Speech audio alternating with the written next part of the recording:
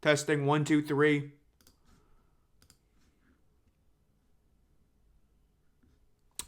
Ladies and gentlemen, welcome into your official college football midday update where I'm going to rapid fire go through these games, what's happening, looking at everything. The first thing I want to talk about, guys, we have got to do something about how long these games take. It's currently like 3:40. I'm trying to wait to do the update. And we've got, Tennessee, UT Martin, very high scoring. Tennessee scores 31 points in the second quarter. They've got 52 at halftime, but they will not get an 80 burger, guys. No team has gotten an 80 burger. We're still waiting for it. I'm starting to doubt we're going to actually get one this year, but Tennessee annihilates UT Martin. Cincinnati and SMU. This is a game that started at noon.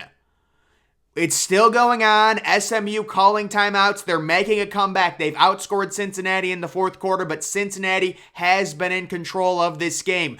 Duke football, guys. What a statement for them over Miami. The Mario Cristobal era. My goodness, this game on ESPN3. Nobody wants to watch Miami football right now. Wow, Miami has fallen. Mario Cristobal, I don't know what they're going to do. They've got Garcia in there. You can see decent day for him. 13 of 21, the young quarterback. He is their future. But guys, let's get to the games I'll quickly take a look at these. Notre Dame hammering UNLV, guys. Notre Dame football is back. I said it. They're back. They're good. Texas Tech and West Virginia, that game's going to be very high scoring. I love Louisiana Tech to win this game outright against Rice. Marshall has the ball at their own 10-yard line. Ole Miss up 7-0. Oregon takes a 3-0 lead. You guys don't care about that. That's whatever. Let's get to the games that have finished, and I'm going to react to these live. So, guys, Clemson beat Syracuse 27-21. Clemson physically dominated this game. I think they were -4 in turnover margin. The big story from the noon slate, DJ Uiagalelei benched for the true freshman 5-star quarterback.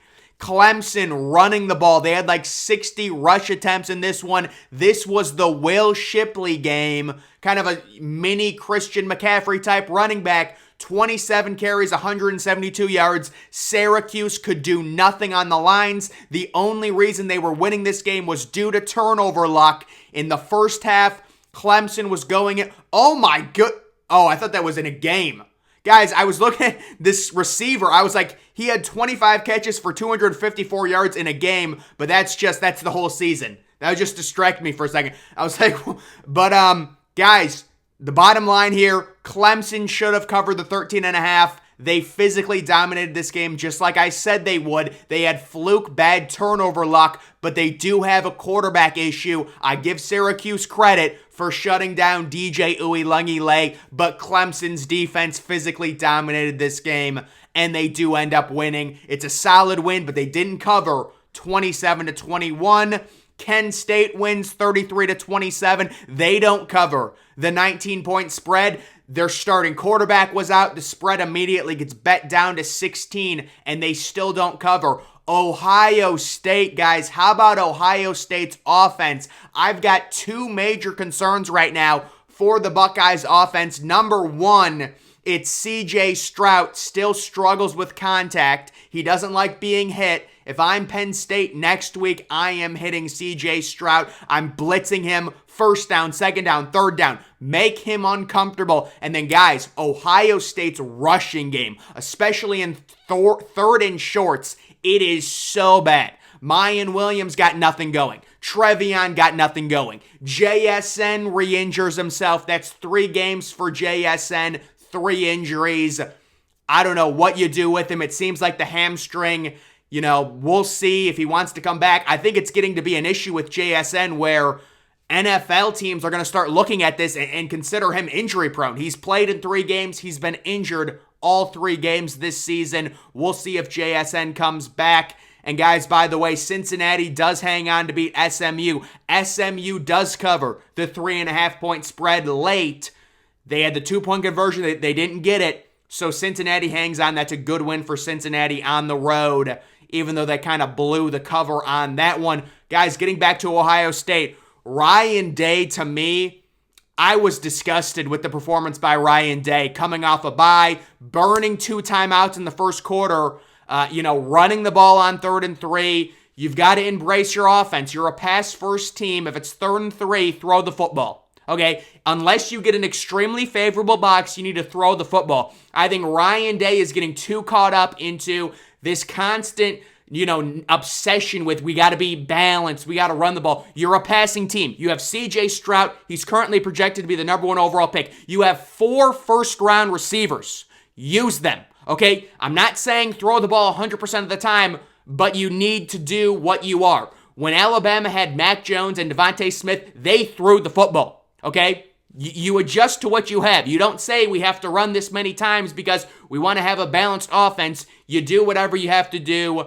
So Ohio State, guys, 54-10, but it was a lot of turnover luck. Iowa's offense, the worst offense I've seen since I don't know when. I know Joel Klatt needs to make his narratives and all that, but he was trying to say this Ohio State defense is so good. You can't say that against Iowa's offense. Bowling Green could have pitched a shutout against Iowa's offense. Iowa's offense is so bad now, they can't even give the defense good field position because they're turning the ball over on every possession. And it's not even like Ohio State defenders are making good plays. They're throwing it right to them. Iowa's offense is so bad. Ohio State gets gifted a 54-10 victory. Baylor football, ladies and gentlemen, it's unbelievable. Kansas scored late, but this was a complete blowout. Kansas right now really taking on water. They're down to 5-3. I think there's an outside shot. Kansas might actually miss the Bulls and finish 5-7. Maybe they go 6-6, but guys, they're going to start losing games. They've got a tough schedule. This game was disgusting, guys. The Army UL Monroe, we were all in on the under. And then Army goes for it on 4th down in the first quarter from their own 12-yard line. You should be fired on the spot for that. I'm sorry. I saw that. I was like, I lose my mind. I was about to self-combust. Army, you're at your own 12-yard line. Your own 12-yard line in the first quarter. Why are you going for it? You're giving UL Monroe a free touchdown. Guys, I don't know. I don't know. Rutgers, solid win. Very nice win over Indiana. Good for them. They were leading. Indiana scores twice early. Rutgers at home, they come back, they cover the spread. Great job. How about Indiana's quarterback? 41 attempts, 200 yards. That's very inefficient. Looked like just bad offense all around. The over-under in that game was 48. The under hit, even with Indiana scoring 14 points in the first quarter. I bet you could have gotten a really good live over-under at like 55 in the first quarter after Indiana scored twice. Houston football, you've done it to me again. Guys, I loved Houston before the season. I bet on them. They got destroyed. And now they're starting to kind of reel it back in. That's a big road win. That's a dominant win. They were 3-point favorites. They end up winning by 18. Their quarterback throws for 5 touchdowns. Nathaniel Dell, yes, the superstar receiver. This is why I thought this team was going to be under the radar this year. He is extremely good, but, Houston still, they're only 4-3 and 2-1 in the American. So, guys, the big story, Baylor football back on track. Ohio State's offense struggles, but Iowa's it's like Ohio State's offense was so bad, but Iowa's Iowa's offense was so much worse, it didn't matter. I think Ohio State started in Iowa territory on like 8 drives. I'm not kidding. 8 drives. That's what it felt like. And CJ Stroud did end up throwing. He kind of padded his stats there at the end. I'm not going to lie. But this game, 54-10, that is not. We didn't arrive at 54-10 the way I thought it was going to happen. I'm surprised at how badly Ohio State genuinely struggled on offense in that game. Duke annihilates Miami. Mario Cristobal. It's getting ugly quick for him. Cincinnati hangs on. That's a good win. And then Clemson, the quarterback getting benched. This is the Will Shipley game. We do have updates, and we've also got, this is the final now, 65-24. Of course, Tennessee, again, scoring 52 points in the first half. I thought there was an outside chance at an 80 burger, but we didn't even see a 70 burger from Tennessee. How about Florida International up 14-0? The over is going to hit in that game for sure. The over is going to hit. Maryland, oh my God. So, dude, I cannot do it with college injuries. Billy Edwards sounds like a race car driver. The current quarterback, because of an injury, it always happens. Oh no, not this way, Purdue. Nothing like this. All right, how do you allow 14 points 4 minutes into the game against that? How does that even happen? You know what? It must have been like a pick six or something. Wow.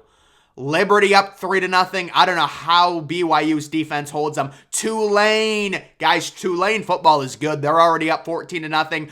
Boston College in the red zone against Wake Forest. Possible upset brewing. We've got Oklahoma State up 3-0. We've got UCLA. Trust Chip Kelly. LSU. Yeah, this is going to be a shootout. Wow, Jackson Dart, 3 of 3 for 70 yards. Jonathan Mingo. This is going to be a crazy game, guys. Make sure you watch that one. Louisiana Tech is hammering Rice. God, I love Louisiana Tech. West Virginia in the red zone. They've got to start scoring. We need a lot of points in that game. Notre Dame is so good. Oh, my goodness. Northern Illinois. Wow, this is a lower scoring game. Northern Illinois with 3 field goals. This is disgusting. I mean, it's just...